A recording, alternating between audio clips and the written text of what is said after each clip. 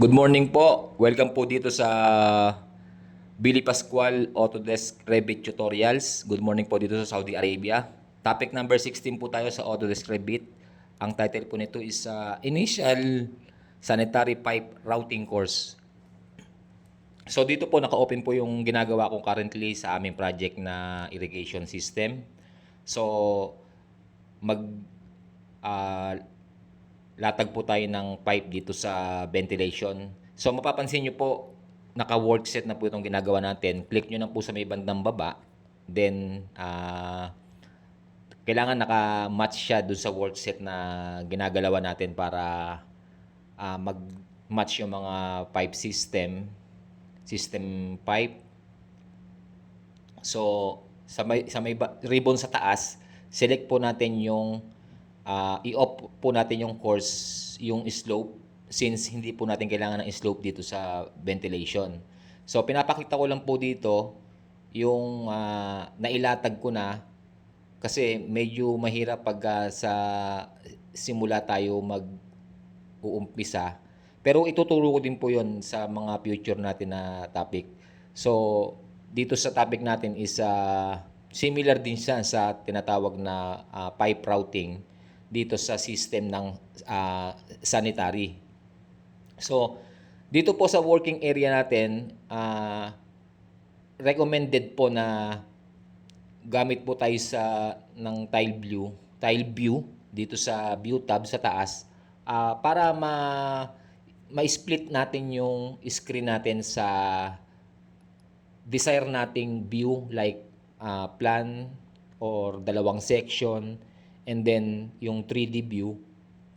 Ayan, makikita nyo po na split na natin yung monitor natin sa tatlo. Ang kainaman dito or kahalagahan nung pagta-tile view is lahat ng angulo na gusto mong makita, lalo sa nagmo-modify ka or modification ng pipe routing mo, is nakikita mo yung mga posibleng changes na ginagawa mo, lalo na kapag may revision, madali mong makikita kung ano na yung nangyayari sa mga minomodify mo. Kaya recommended nga po, sabi ko nga, yung nandito yung architectural or yung yung plan natin, section, and then 3D, magkakasama na para lahat ng angulo is makikita mo. So, yung i-connect po natin yan, o dati nang naka-connect, para makita lang po natin. So, command po tayo ng SL or slice kapag meron tayong gustong tabasin or putulin na tubo. Gaya po nung ginagawa ko. So, delete lang po natin yung excess, yung natira. Ngayon, modification, modification tab, and then search po natin yung trim or extend. So, kung gusto nating i-connect siya na corner or corner kasi yung elbow ang hinahanap natin dito. So, kung napanood nyo na yung dati kong previous natin na topic na routing preferences, dun po muna tayo mag-uumpisa bago po tayo mag-sanitary pipe routing. Bakit? Kasi kapag hindi nakamatch yung classification ng materyales natin, ibang klaseng fittings ang ibibigay sa'yo ni Revit. So dito, nakita po natin na nag-trim extend tayo, binigyan niya tayo ng elbow na 2 inches po ito. So, na-discuss ko na rin po sa previous tutorial natin. So, dito sa pinakita natin, binigyan tayo ng elbow ni Revit kasi nakamatch na yung classification ng materials natin. So, the same process kanina, ulitin natin. Pero this time, ang kailangan natin ipakita, doon pa rin sa modification na trim extend. Tatlong klase po kasi yan eh. Ihanapin na lang natin sa tab sa taas. So, makikita nyo, iba yung na-select niya kanina kasi may process din yon kung ano yung uunahin natin. So, inuna natin yung mahaba na horizontal kanina, tsaka natin kinonect yung branches niya. So, automatically, binigyan niya tayo ng sanitary T na angkop dito sa ventilation pipe. Meron kasing sanitary T or yung mechanical T na para siyang elbow pero Y na combination. So, click lang po natin dito kung gusto nating ibahin or meron kang gustong ibang fittings. Pero pwede rin naman sa tab ng junction kasi yung tinatawag dito is or junction, iba kasi yung transition. Transition kasi yung pag lumiliit na yung pipe. So, dito halos puro system family po. System family meaning available na siya dito sa libraries ni Revit yung mga family na posibleng kakailanganin natin. So, yung iba kasi hindi pa nila alam kung ano yung gagamitin na family at kanya-kanyang purpose ng family. Meron kasi tayong 3 pipes na family. So, dito, yung iba, naka-loadable family yung meron akong trends dito. So, dito, yung nag-sample tayo dito ng floor drain na kapag kailangan natin, command lang po tayo ng CM, meaning place a component, and then mamili po tayo dyan na meron kasi tayong system family na tinatawag. Itong naka-system family yan na available na sa libraries ni Revit. So, dito, isang tip sa section natin, pwede nating i-drag or i-move pababa yung section kamukha nung ginagawa ko. Pero, yung may range po kasi yan. Nakikita nyo, dinadrag ko pataas para masakop niya yung gusto mong maging anggulo na gusto mo lang ipakita. So, dito, makikita nyo, sa tatlong view, nakikita na natin yung floor drain na family na in-insert natin. So, napakalaking bagay na meron kang dalawang section na iba't ibang anggulo para madali mo siyang makikita pagka nagpa-pipe routing ka na. So, dito, nag-copy lang tayo ng existing na natin na pipe na horizontal para sa ma-connect natin yung magiging branch nung floor drain. So, nag-command po tayo ng align dito kung saan mo gustong i-align yung pipe mo dun sa fixture para maisentro siya. Bakit? Napaka-importante po yan kasi pagka hindi po yan nakatapat, although i-connect ni Revit pero maliligaw ka na ng pipe routing na tinatawag. So, punta po tayo sa kabilang angulo naman ng section. So, napaka-importante po nito na every discipline dapat nakamatch ka sa workset na ginagawa mo. May nagawa na po kasi akong workset dito. So, papakita po natin na maglalatag tayo ng tubo.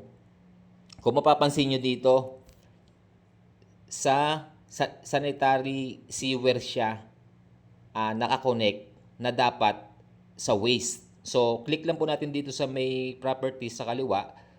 I-select po natin doon, itapat natin siya sa system type na tinatawag na sanitary sewer pipe.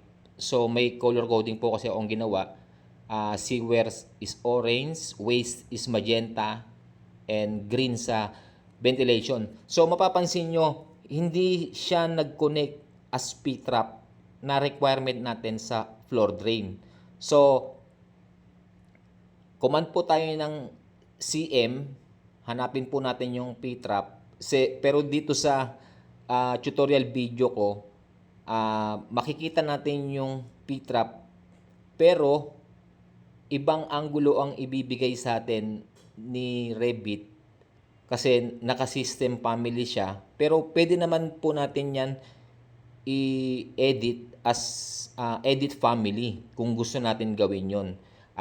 Medyo pag-aaralan nga lang po natin yung kasi makikita nyo mamaya pag binigyan tayo ng P-trap ni Revit is naka ibang anggulo siya. Pero although given yung P-trap dito, pero pwede naman po tayong gumawa or i-modify natin yung given na dito. Kumbaga, i-edit mo tapos isi-save as mo siya para hindi magalaw yung pagkakagawa ng original na P-trap. So, medyo magtatagal po kasi tayo pag ginawa pa natin yon. So, para ma-lessen yung paggawa natin ng P-trap, i-copy na lang po natin dito at i-connect natin doon sa given natin na floor drain. So, importante din po kasi na maintindihan ng mga baguhan kung paano natin maiko-connect yung mga element. For example, yung pipe fittings and plumbing fixture. Yun po yung kahalagahan ng discussion natin dito. So, uulitin ko po, command tayo ng align bago natin i-connect para hindi po tayo maligaw ng connection in the future, para mag-match yung mga ginagawa natin. So, na-align na po natin, adjust lang po natin dito yung section na transverse. So, makikita natin dito, i-move ko lang po yung P-trap. So, ibaba natin para mag-connect siya dito sa floor drain. So, isa pang mapapansin nyo, yung P-trap is naka-system family, pero yung pipe size diameter ng P-trap is commonly nagre-range lang siya ng under 2 inches diameter. So, pag kinonect natin siya dito, mapapansin nyo na kusang nag-a-adjust or binibigyan tayo ng transition ni Revit para mai-connect natin siya dito. Kasi mas maliit po sa 2 inches diameter yung yung P-trap natin. Pero ginagawa ng paraan ni Revit na mai-connect siya basta, sabi ko nga, basta nagmamatch yung classification ng tubo sa system ng ginagawa natin. Napaka-importante po na maintindihan natin yung software ni Revit na nakasystem siya, na hindi mo basta-basta or hindi niya basta-basta i-connect ni Revit hanggat hindi siya nakaayon or nakamatch sa material classification and specification.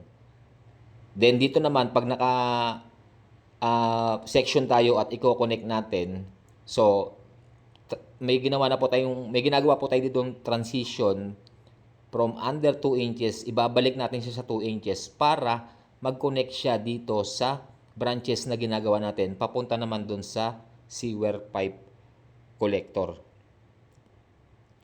Importante din po na pag naka-section po tayo is i-align din po natin yung level. Napaka-importante po niya kasi pag hindi siya naka-level dun sa kukonekan niya, although i-connect pero maling connection ang ibibigay sa atin ni Autodesk Revit. So, initial part pa lang po ito ng ating discussion about sa sanitary pipe routing. Napakarami pa po natin i-discuss para makabuo tayo ng isang project. Maraming salamat po.